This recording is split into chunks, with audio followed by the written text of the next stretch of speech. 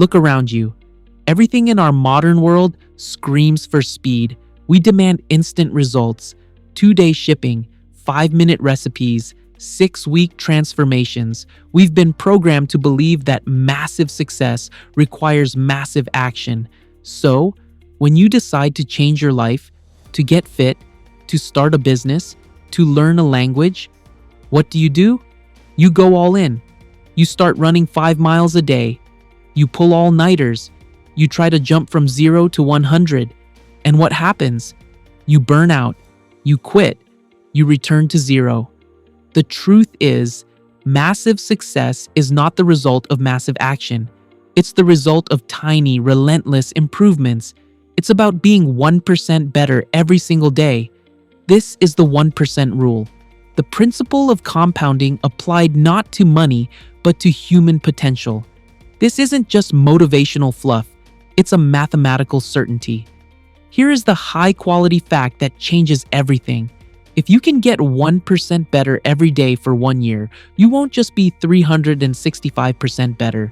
You will be 37 times better, achieving a growth multiplier of 37.78. Conversely, if you get 1% worse every day for 1 year, if you constantly slip up, if you skip one workout, if you browse social media for 1 extra hour, you degrade almost entirely with a result of just 0.03. The difficulty lies in the fact that a difference of 1% is negligible in the short run. You don't feel it. This psychological trap is what behavioral scientists call the Plateau of Latent Potential. All great outcomes are preceded by a period of silent, invisible accumulation. You are doing the work, but the results are being stored, latent, below the surface.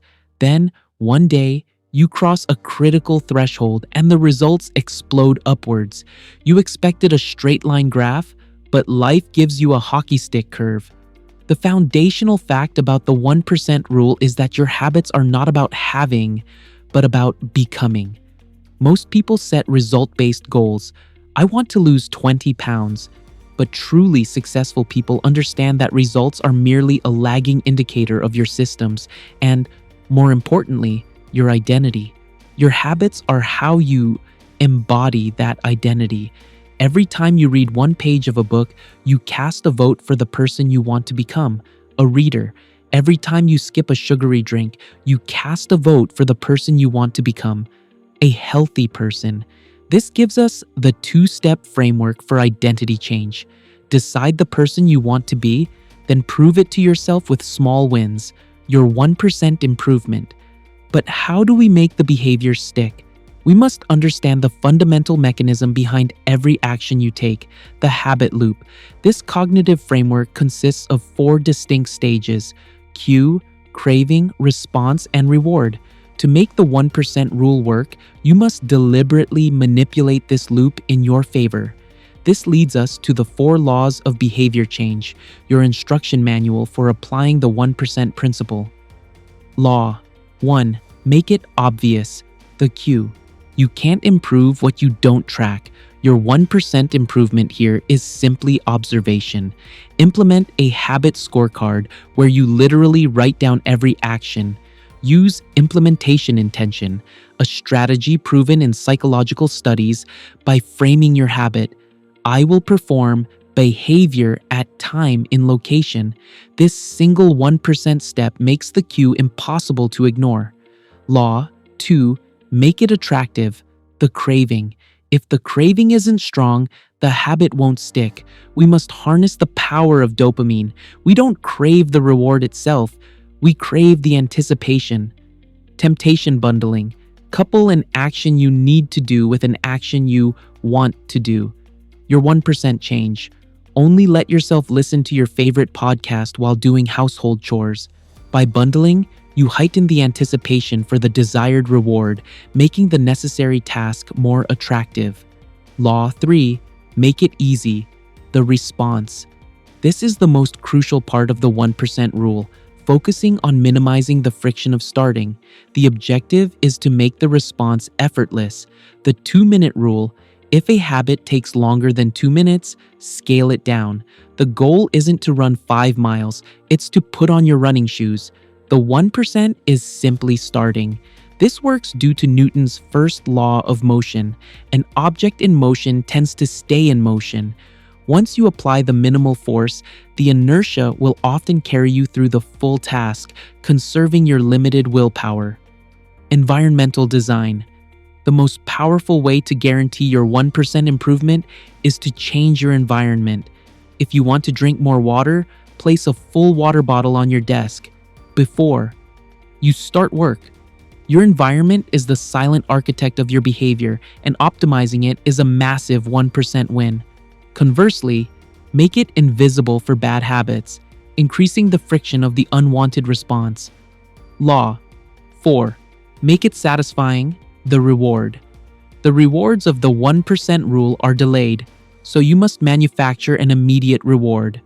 Visual reinforcement. Use a simple habit tracker, a physical calendar where you put an X on every day you perform the habit. The immediate reward is seeing that streak remain unbroken. The never miss twice rule, the ultimate rule for maintaining momentum. Missing once is an accident. Missing twice is the start of a new bad habit. The 1% task on a bad day is simply to do the absolute minimum to keep your identity as the person who never quits. Finally, ensure your challenge is in the Goldilocks zone, just manageable difficulty, to satisfy your brain's love for progress. The power of these tiny actions is best shown by the British cycling team. When Sir Dave Brailsford introduced the aggregation of marginal gains, his team focused on finding tiny 1% improvements everywhere, optimizing the bike seats, testing specialized massage gels, and even finding the exact pillow that offered the best sleep. None of these changes alone were revolutionary, but the aggregate of these tiny 1% improvements led to unprecedented success, transforming a mediocre team into an Olympic powerhouse. What does this mean for you? It means you don't need a life-altering moment to change your life. You need a shift in philosophy. Stop trying to achieve perfection. Embrace the sustainable reality of progress. The simple, non-negotiable fact is that time will pass anyway. You can choose to use that time to compound growth or to compound decay. Stop asking, what is the biggest thing I can do today? And start asking, what is the smallest thing I can do today that will make me 1% better? Your task right now is to apply one of the 4 laws to your most important habit. Go pick up that book for 2 minutes. Go lay out your workout clothes. That tiny vote, that 1% difference, is the beginning of everything. The future you want is built on the choices you make today. Start your 1% now.